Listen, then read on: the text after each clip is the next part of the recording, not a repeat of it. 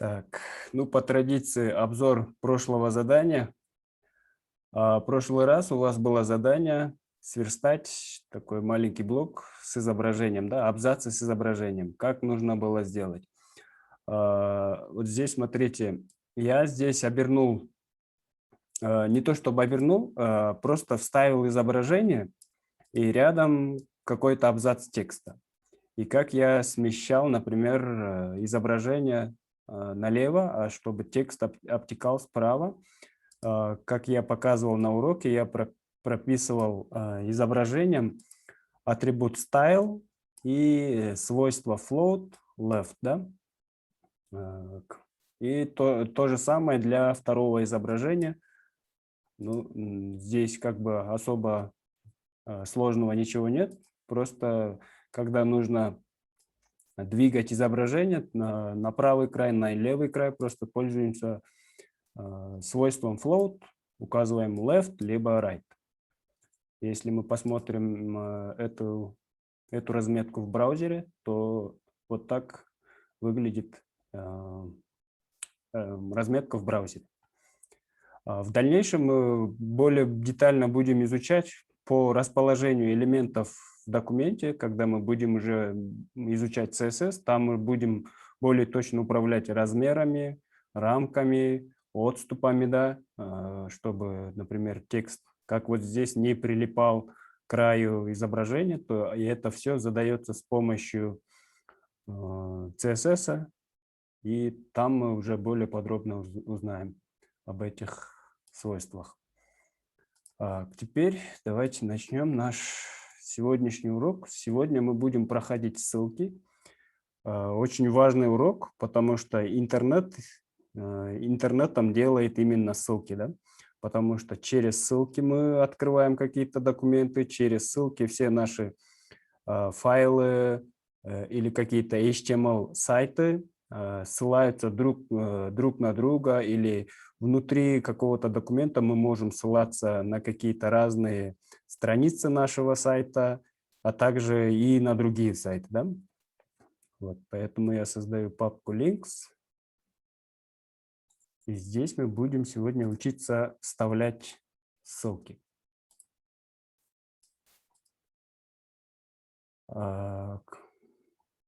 Создаю папку, файл, например, links.html.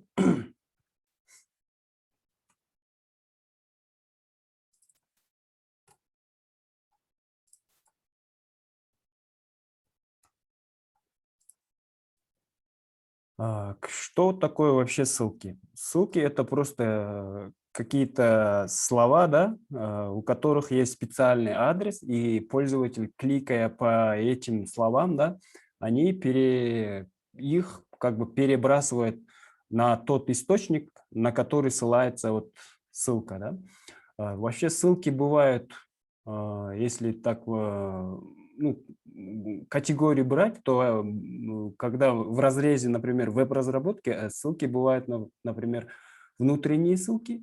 Это когда мы внутри нашего документа, то есть внутри нашего сайта ссылаемся на свои как бы другие страницы. Да? То есть сайты состоят не только из одной страницы, могут состоять из нескольких страниц. И, например, из главной страницы мы можем ссылаться на внутренние страницы, из внутренних страниц можем ссылаться на главную, и так далее, и так далее. Кроме этого, мы можем еще ссылаться на разные документы, да, чтобы, например, пользователи сайта могли что-либо скачивать, что-либо сохранять. Это тоже все реализуется с помощью ссылок.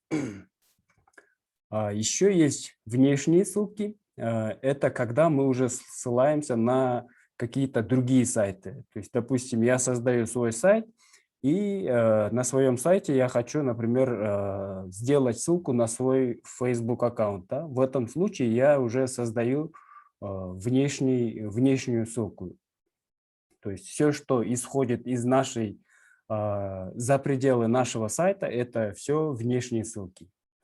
И бывают входящие ссылки. Это, допустим, когда другие сайты ссылаются на наш сайт. Да?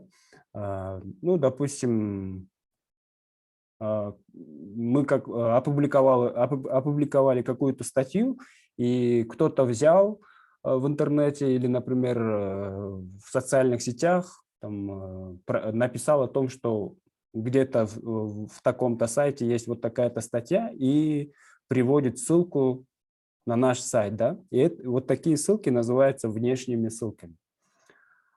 Кроме этого, есть еще якорные ссылки. Это когда мы в рамках одной страницы можем ссылаться на различные части нашего документа. И сейчас давайте попробуем реализовать вот такие ссылки с помощью тега. Сперва давайте создадим заголовок. Ссылки. Ссылки создаются с помощью тега И вот это парный тег получается. Открывается тег и потом его закрываем. И между этими тегами мы пишем именно текст ссылки, или сюда можем ставить, например, изображение как в качестве ссылки. Первым делом давайте попробуем создать внешнюю ссылку, которая будет вести на страницу, например, Google. Да? Текст мы можем написать любой. И самый важный момент в ссылках – это атрибут href, где мы уже указываем адрес. Адрес, куда мы будем ссылаться. И здесь, допустим, я хочу сделать ссылку на Google, и поэтому прописываю адрес, URL-адрес сайта Google, google.com. Здесь я прописываю абсолютный адрес, то есть когда мы пишем внешнюю ссылку, то лучше всего просто брать URL из адресной строки браузера, скопировать, либо написать полностью, включая протокол, да, HTTPS,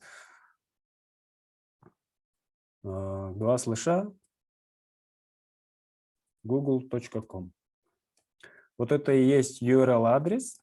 Это получается вот адрес ссылки, а это сам текст ссылки. И если мы сейчас откроем браузер, то у нас вот здесь появляется ссылка. У ссылок есть по умолчанию какие-то стили, браузерные стили. Они такие синенькие, снизу имеют подчеркивание. И когда, например, я навожу на ссылку с помощью курсора, да, с помощью мышки, то курсор меняется, и получается вот такая иконка, как бы курсор меняется на руку. Да? И я могу нажать, и браузер перебрасывает меня на страницу google.com. Есть... Это просто была внешняя ссылка, когда я здесь прописывал полный адрес, то есть абсолютный адрес какого-то ресурса. Но теперь давайте создадим внутреннюю ссылку. Для этого сперва нужно создать, например, какой-то документ. Да? Будем считать, что это у нас какой-то сайт, который будет состоять из нескольких страниц. Для этого я создаю, например, какую-то страницу, назовем, например, page1.html. И чтобы здесь просто видеть, что наша ссылка просто работает, здесь просто пропишем какой-нибудь контент. Page1. И еще создадим второй документ. Page2.html.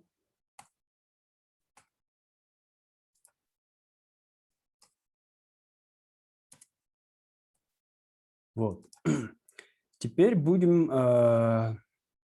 давайте создадим главную страницу нашего, нет, пускай links остается, будем считать, что вот этот links.html это наша главная страница нашего сайта, и из нашей главной страницы мы хотим сделать ссылки на вот эти внутренние две страницы, на page 1 и page 2. Чтобы создать внутреннюю ссылку, Точно так же открываем тег А и здесь, например, прописываем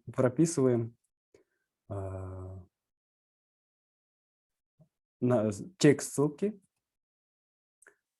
к странице 1 здесь напишем.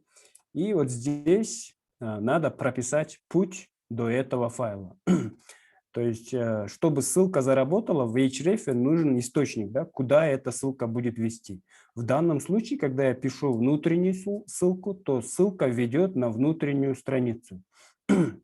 И вот здесь я могу прописать только название файла. То есть у меня ссылка страница 1 будет вести на страницу или на документ page1.html, поэтому я могу здесь прописать page1.html. Вот такое обозначение будет считаться как относительный путь, то есть относительно от файла links.html ссылка будет вести на страницу page1.html. Это и есть относительный адрес. То есть точно так же, как когда мы, например, указывали адрес изображения, да, помните, если изображение находилось внутри папки, то здесь прописываем папку, ставим слэш и дальше название файла. Точно так же работают ссылки. Чтобы указать источник файла, мы должны указать название файла, а если файл находится внутри какой-то папки, то здесь тоже прописываем название файла, название папки. Почему так надо прописывать, допустим, адрес, относительный адрес, да, когда мы прописываем внутреннюю ссылку? Дело в том, что когда вы, допустим, сделаете сайт и выложите этот сайт в хостинг, то если я сейчас укажу вот здесь, например, абсолютный адрес, да, абсолютный адрес я могу, например, узнать как. Я могу взять page.html и вот здесь кликнуть, и вот это и будет абсолютным адресом этого файла в моем компьютере. Да? И если я его сейчас сюда вставлю, то получается, и когда я выложу файлы моего сайта в хостинг, то там в хостингах не такая структура папок, да, точно как в моем компьютере. Да? И поэтому лучше всего нужно указывать путь до папок относительными, потому что там, если у меня, например, в компьютере есть диск E, потом дальше папка desktop, келечеки и так далее, то обычно в хостингах там просто есть папка public HTML или просто 3W папка, и внутри этой папки мы можем уже сохранять файлы нашего файла. И получается, вот эта ссылка, абсолютная ссылка, да, которую я сейчас указываю у себя на компьютере, эта ссылка не заработает в хостинге. Поэтому всегда, когда мы указываем что-то внутри нашего сайта, источник или какие-то адреса, лучше всего прописывать относительные адреса. Поэтому я указываю, что page.html, page1.html находится рядом с файлом links.html, и они как бы друг друга запросто найдут, и ссылка заработает. Если откроем сейчас файл, да, в браузере, то, как вы видите, вот появляется ссылка, вторая, страница 1. Перехожу, и вот открывается page.1. Точно так же давайте сейчас попробуем сделать другую структуру. Да? Бывает так, что, например, когда на сайтах очень много страниц, иногда разработчикам удобно внутренние страницы, например, хранить в отдельной папке. Мы можем здесь создать, например, папку inner pages. И сюда давайте для эксперимента положим папку файл page2.html. И как на него теперь сделать ссылку? Я дублирую вот первую ссылку, и здесь просто я меняю адрес и текст ссылки. Страница 2. Вот. Поскольку page2.html находится в папке inner pages, то сперва мне нужно прописать название папки, поставить слэш и дальше уже написать название файла page2.html. И в этом случае вот, я указал, например, правильные пути, и ссылка будет правильно работать. Нажимаю страница 2, открывается page 2. Как, например, из page 2, допустим, обратно попасть, например, на главную страницу, да, в нашем случае, например, на links.html. Я открываю page 2 HTML, и, допустим, я вот здесь хочу сделать ссылку на главную, на links.html. Открываем тег A, на главную здесь напишем, да, или обычно на сайтах пишут главное, да. И здесь, и теперь, вот смотрите, поскольку у меня файл page2.html находится внутри папки inner pages, теперь мне надо сделать так, прописать путь так, чтобы этот файл вышел, то есть из папки, и потом сделал ссылку на links.html. Если вы помните, чтобы выйти из папки, мы прописываем две точки, слэш, и дальше уже links.html. Сохраняем. Вот page 2, я нахожусь внутри page 2 HTML, и здесь появляется ссылка на главную. Нажимаю, я попадаю на главную страницу. И здесь. То есть ссылки работают корректно. И теперь давайте попробуем сделать ссылку с page 1 на page 2. Создаем ссылку.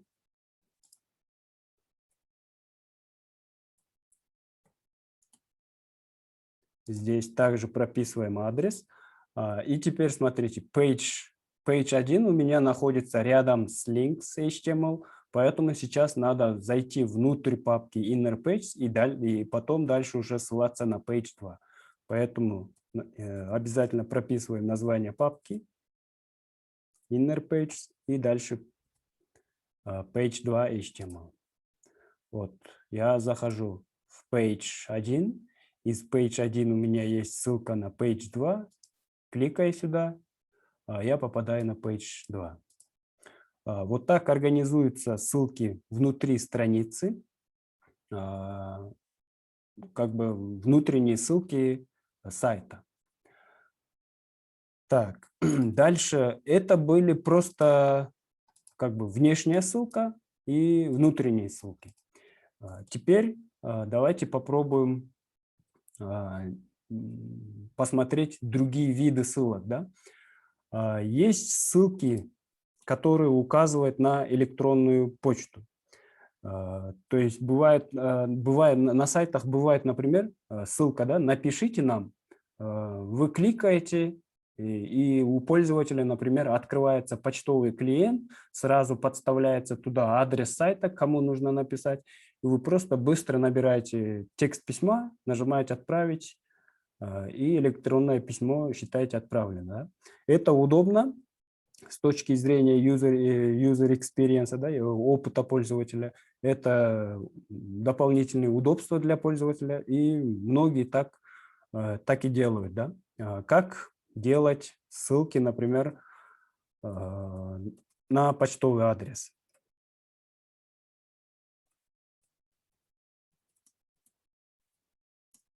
Адрес здесь напишем. Давайте здесь, например, напишем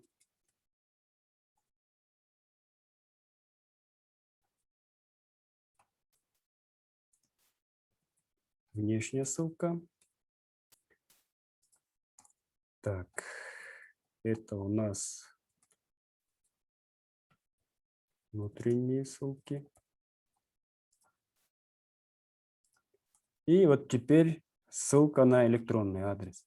Ссылка на электронный адрес точно так же делается с помощью тега И, допустим, в тексте ссылки мы можем написать, например, напишите мне, или там, если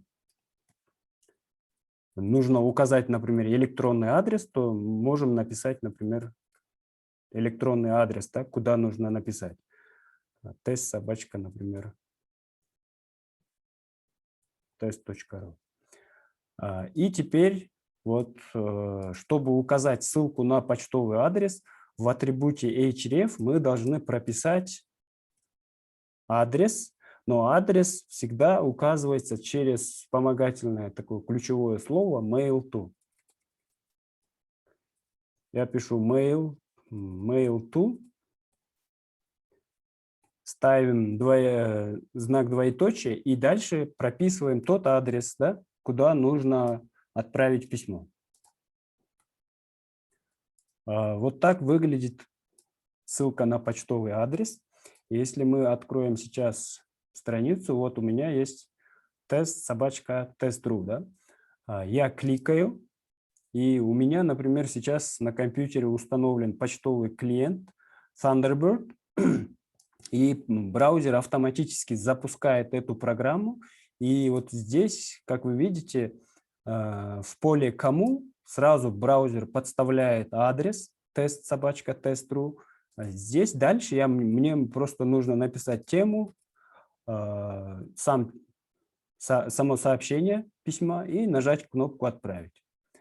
Многие, например, в больших компаниях пользуются именно вот такими почтовыми клиентами, потому что они очень удобные. Допустим, если вы пользуетесь обычным почтой, да, смотрите, у меня нет никакой почтового адреса компании, да, у меня личная почта urjanov.mirlan@gmail.com. И почему я пользуюсь почтовым клиентом? Потому что, когда я, например, пользуюсь с почтой с браузера, то обычно вот здесь браузер обязательно показывает какую-то рекламу и так далее, и так далее. А в почтовом клиенте всего этого нет.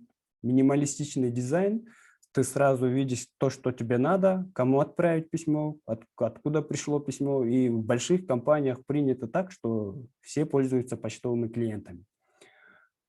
И на сайтах это учитывают, и ссылки на почтовые адреса именно делают ссылками на почтовые адреса, то есть прописывает mail to. Это удобно.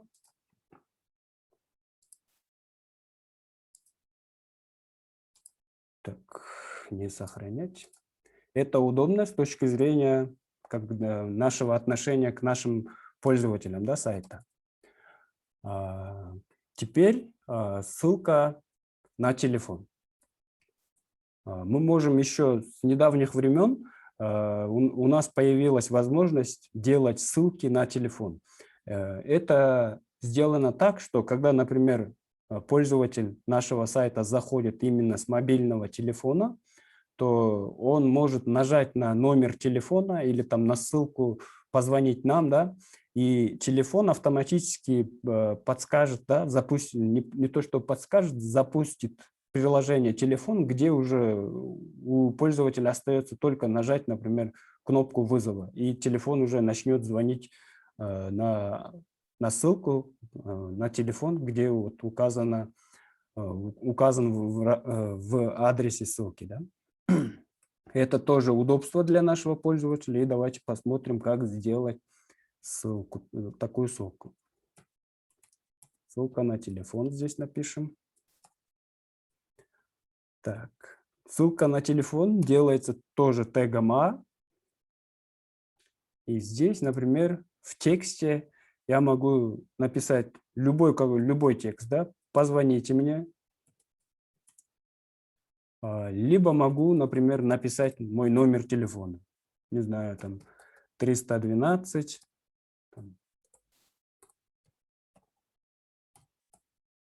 Какой-то номер.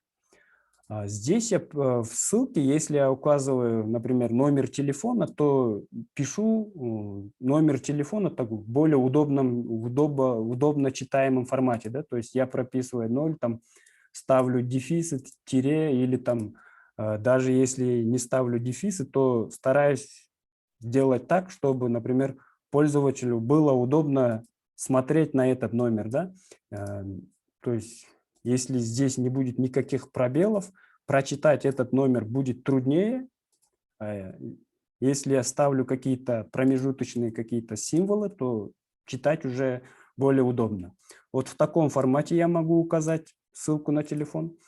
И дальше в href, в атрибуте href, я здесь пишу tell, ставлю двоеточие и здесь прописываю в международном формате, номер телефона в международном формате. То есть вот этот номер как будет выглядеть в международном формате. 2 нуля, либо мы заменяем 2 нуля знаком плюс, и дальше код страны. Да? Например, у нас в Кыргызстане код страны 996, и дальше код города 312, номер телефона 112233. Вот здесь уже мы должны указывать без каких-либо пробелов, потому что, чтобы, когда с телефона пользователь нажмет на эту ссылку, то у него сразу приложение телефон подхватит этот номер, и как бы, если здесь будет уже пробел, то телефон может ошибиться, да, то есть вы можете позвонить не на тот номер, либо как бы операторы могут сказать там, например, вы набрали неправильный номер, да, поэтому именно вот так, без каких-либо символов, без пробелов, без ничего, прописываем номер телефона в международном формате. И как эта ссылка выглядит в браузере? Ничем не отличается, просто когда я кликаю, Google Chrome знает, например, как бы Gmail, сервис Google знает, что у меня есть телефон подключенный, например, какой-то Xiaomi телефон, да, и он предлагает там позвонить. Если я нажму, то запустится приложение телефон, и я начну звонить на этот номер. Это очень удобно. Так, теперь это что касается ссылки на телефон. Дальше еще какие бывают ссылки. Следующий вид ссылок – это ссылки на скачивание какого-то файла.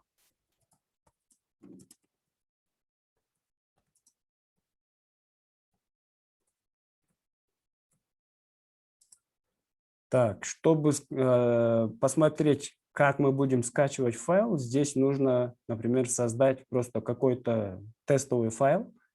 Я просто нажму, например, test.txt, пускай будет пустой файл. И как сделать такую ссылку, чтобы пользователь смог скачать этот тест.txt. Да? Точно так же открываем ТК и здесь прописываем, например, ссылку, да, текст ссылки. Скачать файл. Или, допустим, если вы что-то скачивали, например, на сайтах музыки, да, скачать музыку, там, скачать PDF, скачать документ. В общем, любую ссылку, любой текст мы можем прописать для этой ссылки. И теперь, как сделать так, чтобы эта ссылка скачивала файл. Я здесь в href просто указываю название файла. У меня, например, файл test.txt, я прописываю test.txt. И чтобы этот файл не открывался в браузере, а именно скачался, вот здесь нужно прописать дополнительный атрибут, который называется download. Download от английского слова «скачать». Да? Я дополнительно прописываю этот атрибут. И когда я с браузера попробую перейти на ссылку «скачать файл», то у меня как бы браузер знает, что нужно скачать этот файл, открывает этот контекстное меню, да, куда нужно сохранить файл. Вот здесь мы можем указывать любой тип файла. То есть это может быть не только TXT формата, а, допустим, какой-то архив. Да? Давайте создадим архив в формате zip. И здесь я указываю название этого файла test.zip.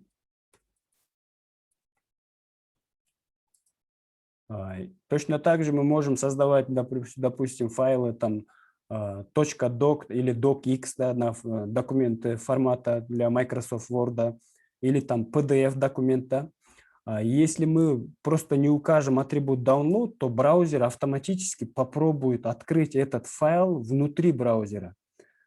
Поэтому, чтобы файл именно скачивался, обязательно нужно указать атрибут download. Так, вот появляется второй файл, вторая ссылка «Скачать файл».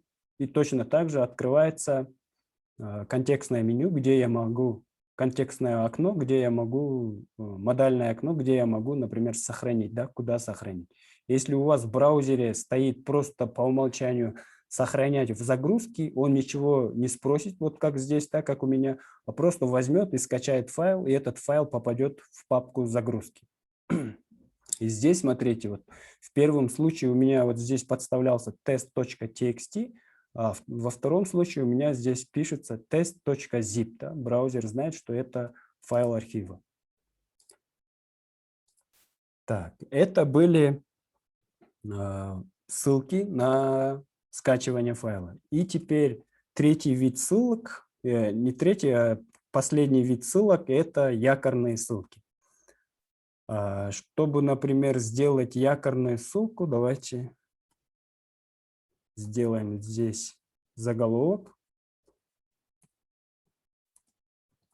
Якорные ссылки. Якорные ссылки, как я уже ранее говорил, это когда мы ссылаемся на разные части этой же страницы. То есть у меня линкс бывает, да, когда открываете один файл, одну страницу, эта страница длинная, да, если, допустим, есть какой-то большой текст, большая статья, и мы можем ссылаться на разные разделы этой статьи. И именно для таких случаев и пользуются якорными ссылками. Якорная ссылка точно так же делается с помощью тега A. И, допустим, сделаем ссылку на контакты. Контакты. И чтобы увидеть, как работают ссылки, здесь мне просто нужно создать длинный текст, чтобы мы могли увидеть прокрутку браузера. Да? Я создам lorem на 1000 слов. Вот, длинный текст. И в конце у меня здесь будет, например, абзац. И назову здесь контакты. И теперь, чтобы моя вот ссылка «Контакты» прокручивала вниз до этого блока, мне нужно вот здесь прописать атрибут ID. ID – это идентификатор, уникальные свойства, то есть ID может быть только один. То есть атрибут ID может быть у всех элементов, но именно значение, то, что я пишу внутри, должен быть уникальным. И здесь могу написать, например, contacts. Да? Другого элемента именно точно с таким ID contacts не может быть. То тогда уже браузер запутается. Да? Иначе идентификатор, это получится как бы не идентификатор. Да? Идентификатор – это какое-то уникальное какое-то свойство. И теперь я в самой ссылке, когда я хочу ссылаться на самый конец документа, да, здесь в атрибуте href я ставлю знак решетка. Это означает идентификатор, да, атрибут ID. И дальше пишу тот идентификатор, куда нужно ссылаться. У меня был contacts, Еще раз давайте проверим. Вот контакт. И вот здесь должен быть решетка контакт. И давайте посмотрим, как это выглядит. Вот у меня документ начинается, идет. Так, текста еще мало. Давайте еще побольше добавим, чтобы прокрутка точно больше была. Лорем на 500. Вот. Куча текста, да. Начинается документ, и нужно прокручивать, да, вверх-вниз. Если я хочу, чтобы, например, пользователь сразу, например, перешел на страницу контакта, да, чтобы он не тратил время, например, читая всю эту статью, да, а просто решил, например, узнать контакты, да, чтобы он сюда перешел, то я, соответственно, делаю якорную ссылку контакта. И если пользователь, например, кликает на контакты, то у него сразу в области видимости появляется блок контакт. То есть давайте еще побольше сделаем текста.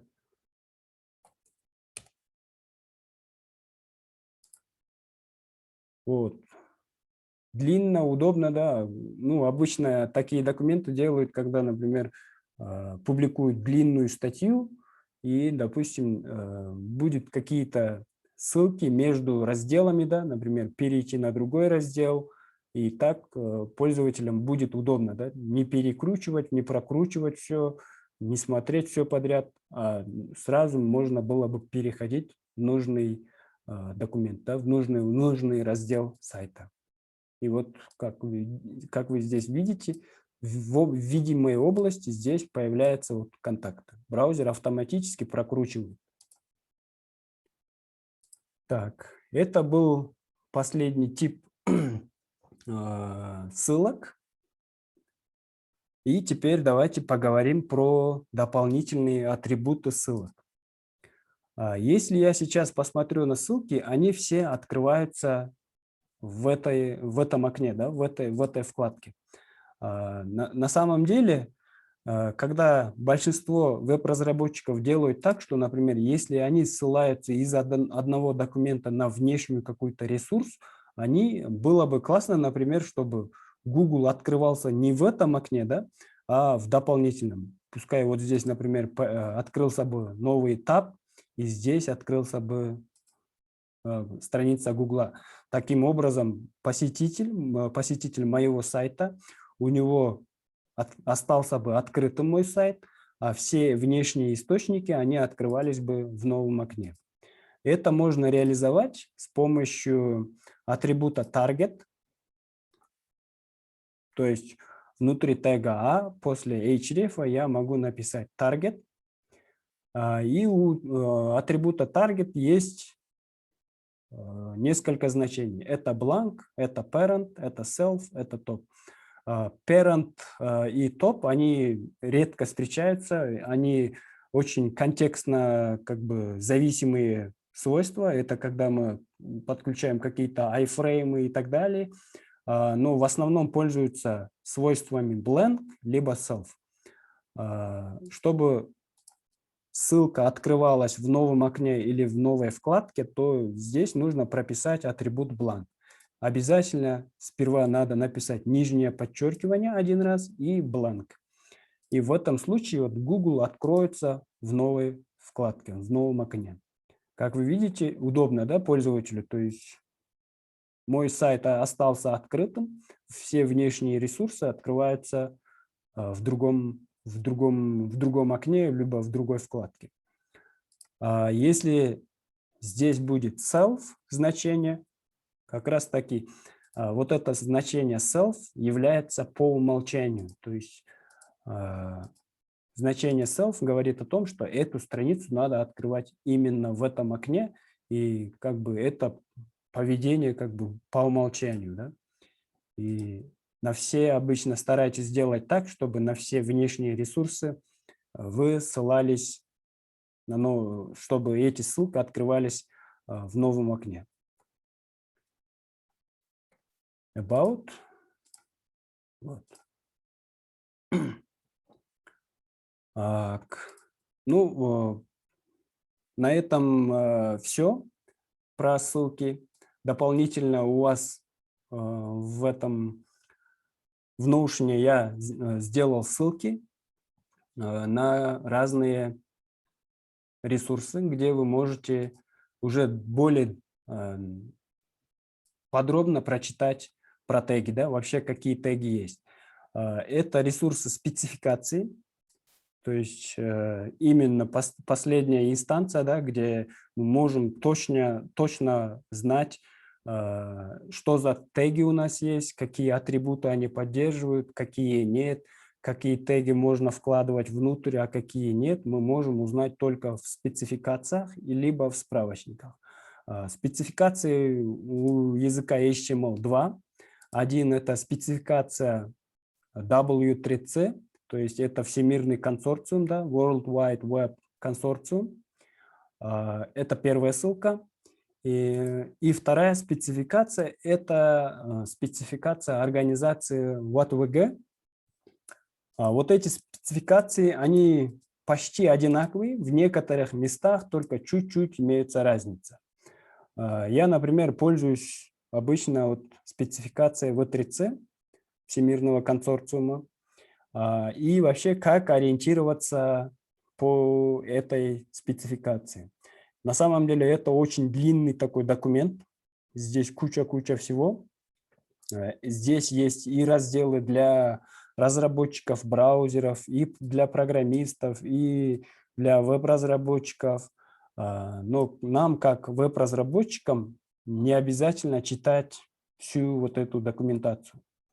Здесь описывается сам язык, какие были проблемы, какова была история, да, какие есть концепты, какие цели они преследуют. Здесь все прям описано.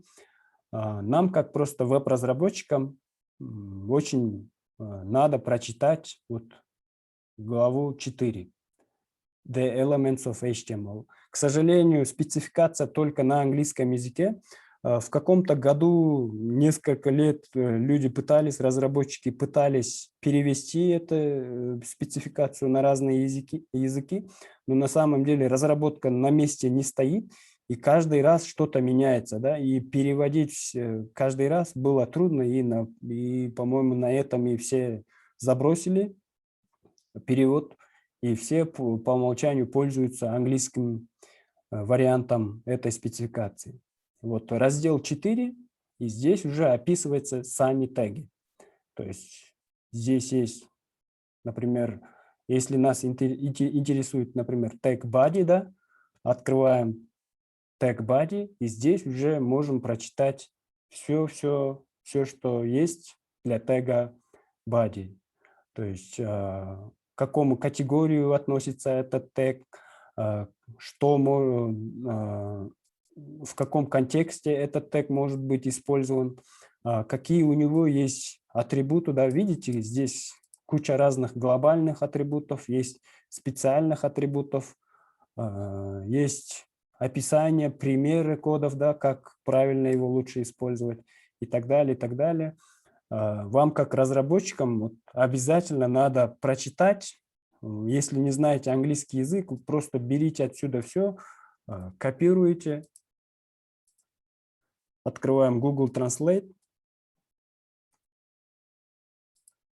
Можно сюда вставить и автоматически перевести. Да? Сейчас уже Google переводчик более-менее уже хорошо переводит, можно читать, что-то уже понимать. Обязательно надо прочитать вот эту спецификацию.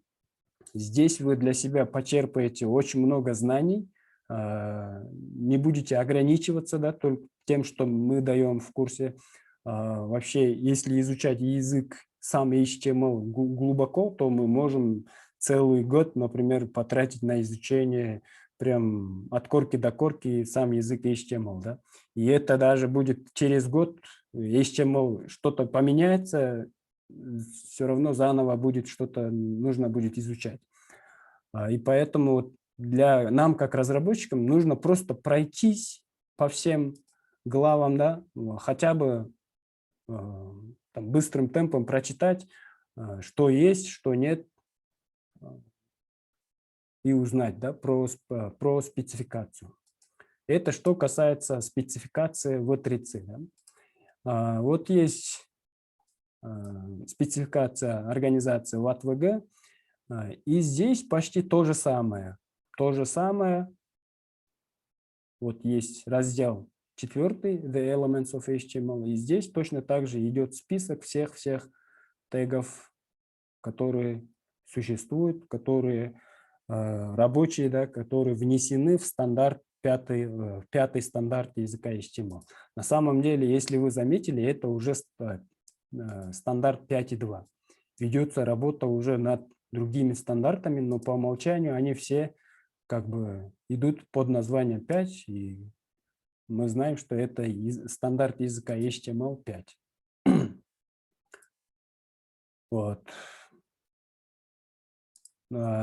Следующий ресурсы, которые вам стоит вот обязательно посещать, читать. Да? Каждый день, например, взяли 3-4 тега, прочитали, сделали себе конспект, и таким образом вы уже каждый день будете знать больше и больше о тегах. Это как бы вам дополнительная нагрузка, чтобы вы уже как профессиональные разработчики знали, читали постоянно документацию, справочники. И среди справочников самый популярный – это MDN от Mozilla. Компания Mozilla, которая выпускает, например, браузер Mozilla Firefox, там, почтовый клиент, Thunderbird и так далее, у них очень много продуктов. У них есть справочник по веб-разработке. Здесь есть HTML, и здесь уже короткая такая информация, чисто справочная информация. Да? В спецификациях указывается все прям досконально, да? А в справочниках это, можно сказать, маленькие такие быстрые шпаргалки для разработчика. Здесь мы можем, например, посмотреть разные теги, для чего они служат, какие есть у них атрибуты, как их использовать с примерами. Быстро прочитали, посмотрели. Здесь тоже некоторые части переведены на русский язык, но большинство остается на английском языке. Здесь вот reference and guides, здесь есть туториалы быстрее, можно пройти. Есть reference, справочники. Вот большинство веб-разработчиков пользуются вот именно MDN. Здесь не только HTML, здесь есть CSS справочник, здесь есть JavaScript справочник.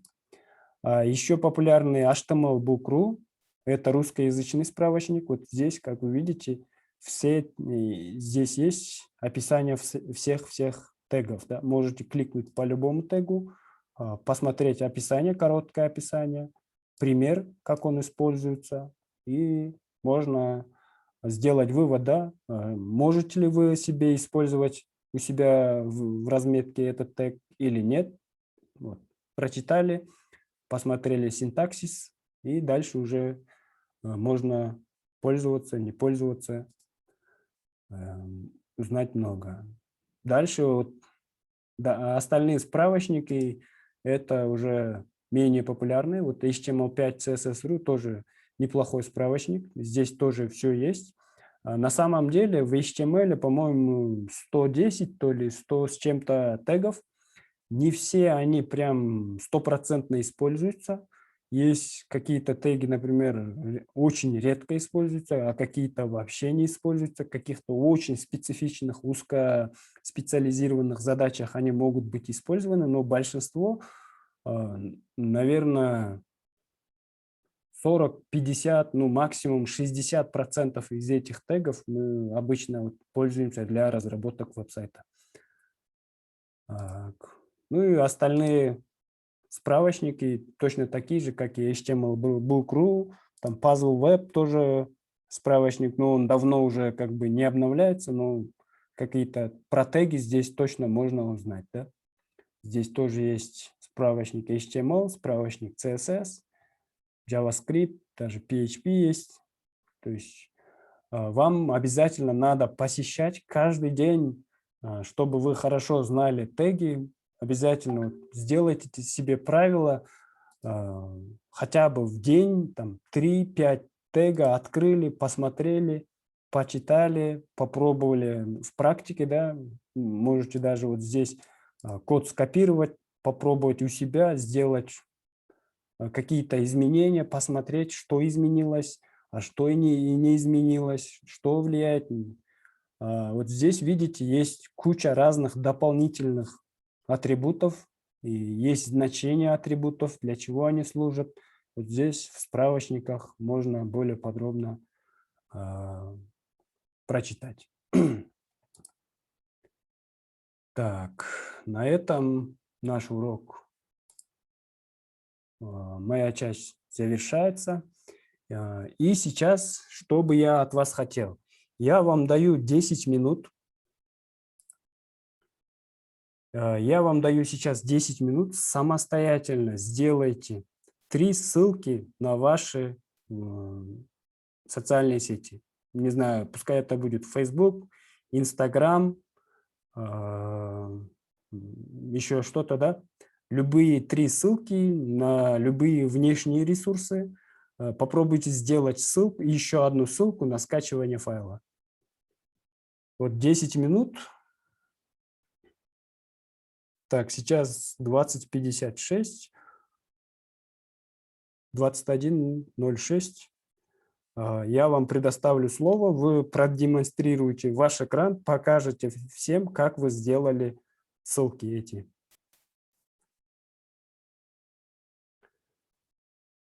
Так. Биктур поднимает руку. Я разрешил включать микрофон, если что-то...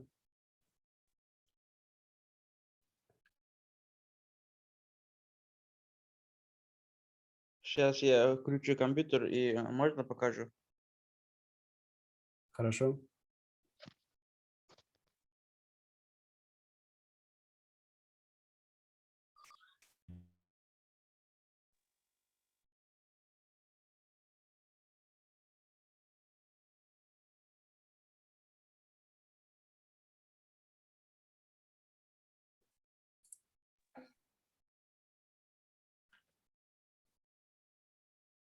Так, пока Биктур запускает руку, Мадина Халмурзаева. Саламатсызбы. Саламатчылык. Азыр Facebook'та жаңы кошоткондо мен Google боюнча калган болчу. Ой, демонстрация өчүп экен.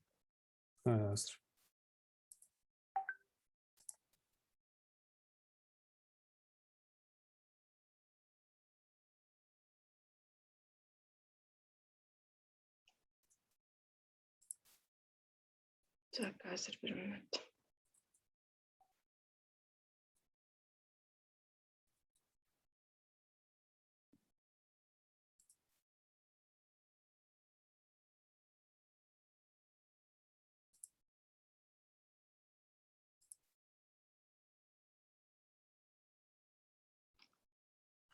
Азыр мен Facebook'tu кошуп көрөйүн дегем, азыр Facebook'tu кошуп көрөйүн да.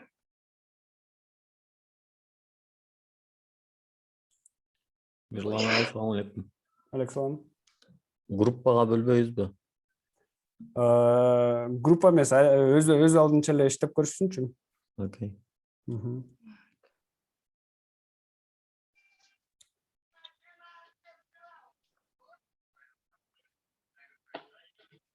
Мен Facebook ссылкам иштебей калды. Сиздики иштебейт, азыр катаңыз бар. Азыр Facebook. Google'дан карасаңыз, эмне ошибка кетирип берсеңиз. Айтса болбойбу? Айтып бергиле. Жок, подсказка бербегиле, өзүңүз карап көрсөңүз Google'дан эмне ошибка кетирдиңиз. Кодуңузду биринчи валидатордон текшерип көрүңүз, андан кийин ссылканы, кандай ссылка жазыш керек экен.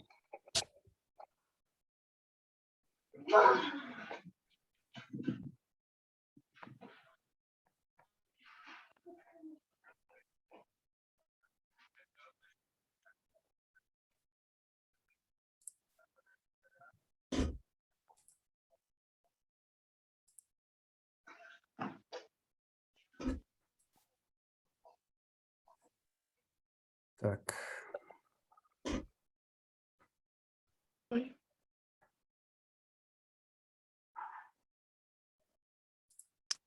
QR код менен достор ссылканы бөлүшсөңөр болот. Мисалы үчүн азыр Google Chrome'дун акыркы версияларында ссылканы баскандан кийин могу адресный строкада бул жерде создать QR код деген бар. Мынорeki QR кодду скачивать этип туруп, делиться этип бөлүшсөңөр болот да. Эч кандай сторонний сервис, сторонний программанын кереги жок. Азыр Google Chrome өзү эле QR код генерировать этет.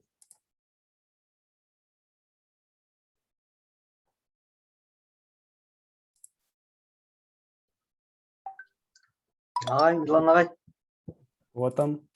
мен көрсөтсөм болобу? Мен башкача кылып мындай эле ссылкаларды башка эмеге Эми сайтка иштеди. жасап көргөм да.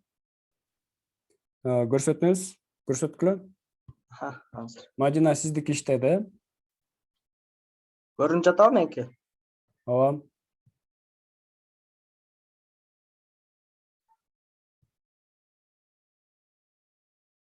Ушуну жасагам да мынакей. Мгм. Ссылкалар менен муну басканда буларга кирет да. Кодду көрсөтүп койсоңор бир жолу. Кодду VS Code көрсөтөйүн. менен.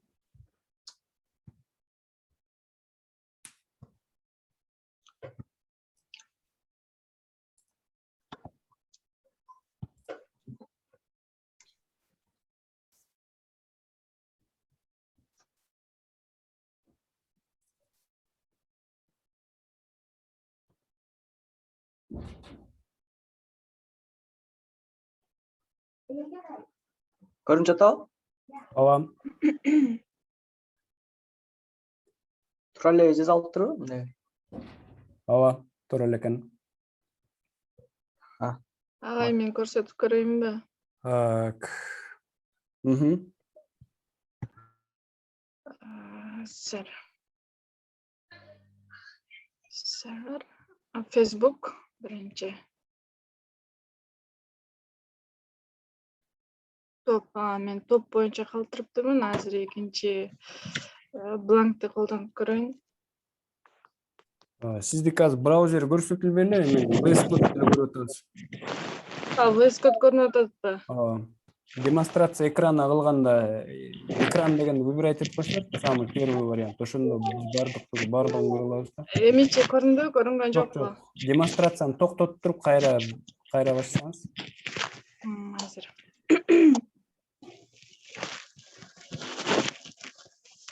Так.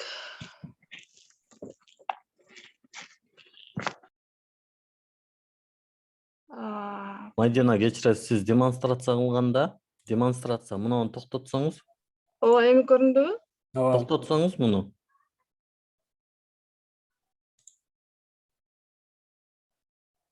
Так. Ссылки. Кайра баштан демонстрация кылыңыз. Демонстрация экрана дегенди басканда эң жогорудан экран дегенди тандап туруп, анан совместное использование дегенди басыңыз. Ооба, ошентип бөлүшүп атам. Эми жакшы көрүндү. Так, Facebook. Так, Facebook'uңуз азыр иштеди. Эми айтыңызчы, ошореки кодуңузду көрсөтүп туруп айтсаңыз, сиз эмнеден экен катасы? Слэштенби? Эмнени оңдодуңуз ошорекин айтсаңыз? Азыркы мурунку кодуңуз кандай болчу, анан эмнени оңдогондо иштеп кетти ушул ссылка?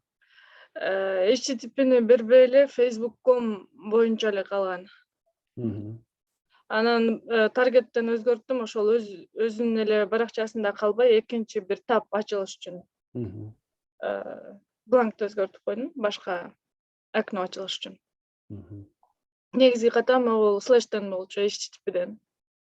Так, слэш эмес, ал HTTPS, это HTTPS URL адрес. То есть, когда вы указываете абсолютный адрес на внешний сайт, то обязательно всегда должен присутствовать протокол, да? Либо HTTP, либо HTTPS. Вы знаете, чем отличается HTTP от HTTPS? Жок, мен билбейм. Кто знает? Вот среди участников, кто знает, чем отличается HTTP от HTTPS?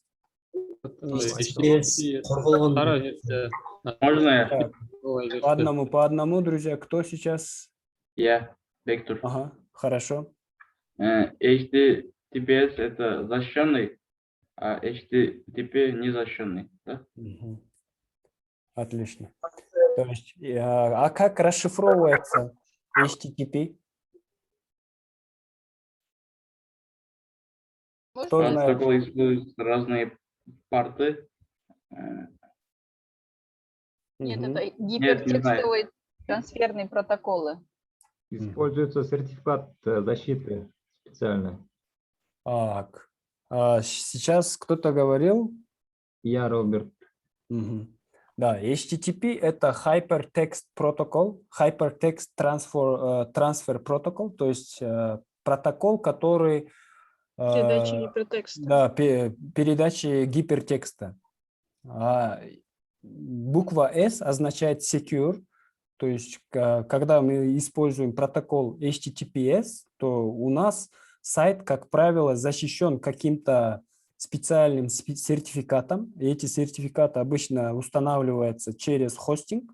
Хостинг-провайдеры, они предоставляют эти сертификаты. Либо мы их покупаем у сторонних производителей, либо устанавливаем этот сертификат бесплатный, какие-то open source. Да? Secure – это просто безопасный, то, что никто другой не может перехватить наши HTTP запросы, да, и HTTP ответы. Дагы Да. сайттарда мындай сүрөттүү болот го, ага уруксатпы? Мгм. Ол жерде мисалы үчүн ключтун сүрөтү турат, Мгм. замоктун. Мен ошол HTTP, ошол эгер ушундай сүрөт болсо, белги, значок болсо, ошондо сайт сакталган деп ойлоп турмун. А чындыгында эстен өзгөрүшүн, айырмаланаарын билбептирмин. Мгм. Биздин Да. Кыргызстанда көп сайттарда моундай сүрөт жок го, значок. Мгм. Ушул боюнча гана калат деп ойлогом. Бул азыркы иконка, кулпунун иконкасы, вот эта иконка А. замка, это просто означает, что сайт использует безопасный протокол HTTPS, и Ага. все наши данные, они как бы находятся в защищенном протоколе, да? Никто не может перехватить наши данные, да? Мгм. Так, кто еще сделал ссылки? Кто еще Да, готов можно продемонстрировать? Я. Можно мне? Так, давай. Можно я покажу? Можно вопрос? Так, да, Мадина, вы можете закрывать уже Азыр. эту демонстрацию. Костяк кетип калдым.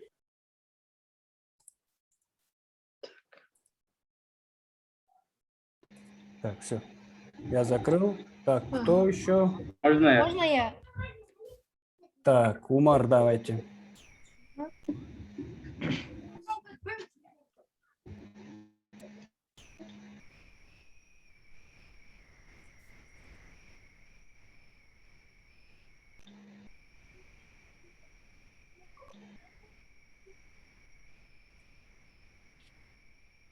Угу. Видно? Да, видно. Я сейчас с тегом А и href сделал, и я сейчас открою свой сервер. Мгм. Нет, сейчас. Вот Facebook. Умар, заново сделай демонстрацию экрана. Вот останови его, заново сделай. Когда вот нажмешь демонстрация экрана, выбери экран и потом совместное использование, чтобы мы видели полностью твой экран. Да, теперь видно. Вот Facebook. Мы заходим в Facebook. Угу. Instagram Угу. и в Instagram. И YouTube. Угу. Тоже в YouTube. Отлично.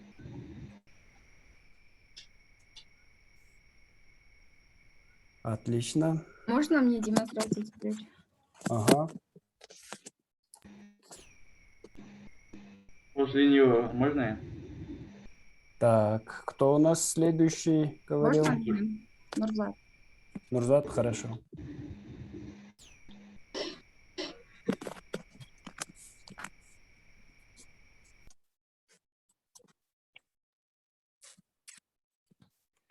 Так, вот мой код. Спасибо за предоставление доступа. И у меня в итоге выходит. Это ссылка на мой Инстаграм. Мгм. Вам видно, да?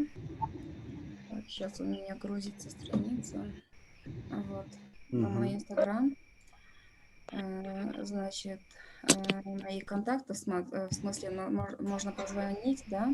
Мгм. Здесь внешняя ссылка на другой вкладке. И у меня вот здесь вот проблема появляется, вот написать мне. Я нажимаю, вот здесь вот идет вот как бы mail to Asnor, но у меня ничего не выходит, как у вас. Да, вот здесь у вас ничего не происходит, потому что у вас на компьютере не установлен почтового клиента. Из-за Если этого, вы, да? да, если вы скачаете себе почтовый клиент, настроите его на свой почтовый, Аккаунт, да? на почту, да, и Мгм. тогда он у вас автоматически будет запускать программу. По умолчанию, если на компьютере нет почтовых клиентов, то ничего не получится. Ничего не будет происходить, да? Спасибо Да. большое. Менде суроо бар. Уруксат Можно я? могу ушул таргет боюнча могу Ahref Google'дыкы таргет коюлат атпайбы? Бланкчы бул эмненики таргет бланк? Blank бул башка вкладкага ачылыш үчүн да, башка страницага. Отдельный страница болобу? Отдельная страница. Эки түрү бар деп айтты го, Азыр self'ти коюп көрөйүн. Self деп койсо ошо ичине эле ачылат деди. Надо бир запускать этип көрөйүн. Мынакей бул мен страницамды ачканда бул жерге ачылган Google. Азыр кайра ошо ссылканы басып көрөйүн Google'ды. Ошол эле баракчага ачылыш керек да, мынакей. Понятно. Чоң рахмат. Ага, отлично. Так, следующий у нас кто был? Так, так, давайте. Амир Ахметов.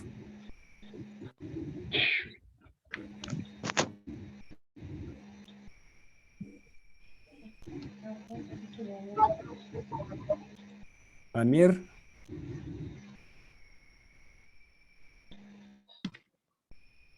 Так, Можно я? Можно. давайте.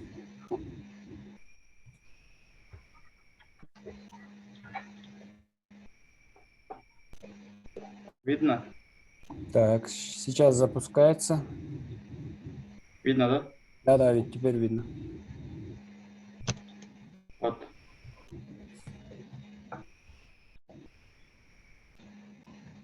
Создал HTML документ и написал href и поставил ссылки и поставил таргет на бланк и кое-какие стили добавил.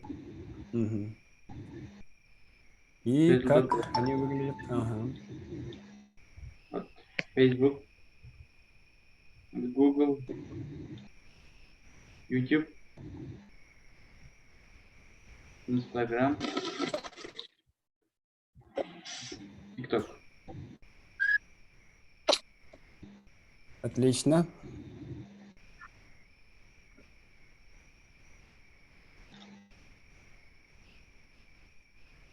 Кто-нибудь файл покажите, никто не показывает файл. Файла, вот просто есть HTML документ и картинки. Нет, скачать файл. У вас есть? Да, могу показать. Вот. Тег А и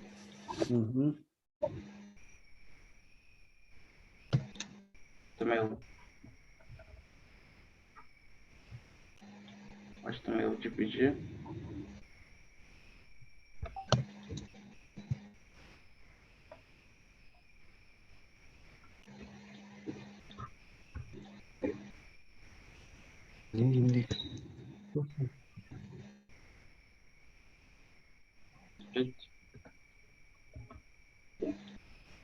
Логотип. HTML. Вот.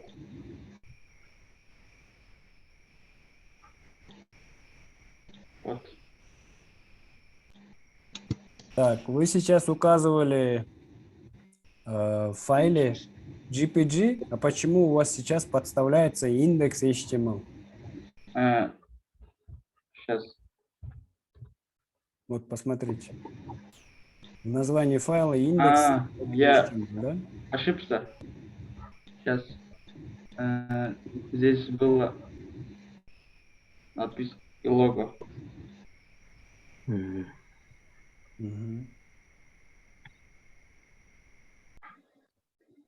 Лого.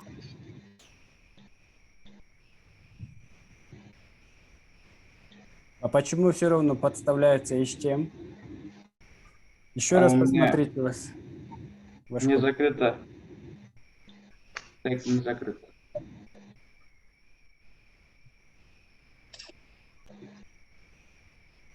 Не знаю.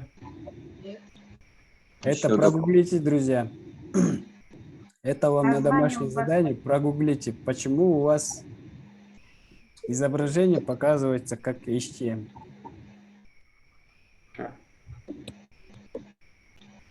У меня тест выходит.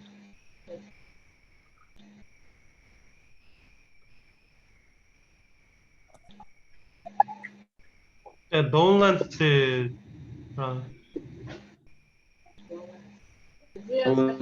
Жазылайық. Имя указано неправильно. У вас Имя, да? имя неправильно указано. download турелегет. У меня Неправильно. не открыто путь. Проблема с путем. Нет, у вас нету ошибок. Вот попробуйте догадайтесь, Вот. почему. Да. Вот у меня был ошибка по поводу пути. Я не открыл папку images. Download'тан неге жабылып калды эми стрелка? Мына қайда шықты? GPG шықты мына. Да. Қата кетіппін да мен? Да. Еще один вариант, друзья, хочу рассказать вам. Как вообще скачивается фотографии? Давайте я сделаю демонстрацию. Давайте сделаем Google, например.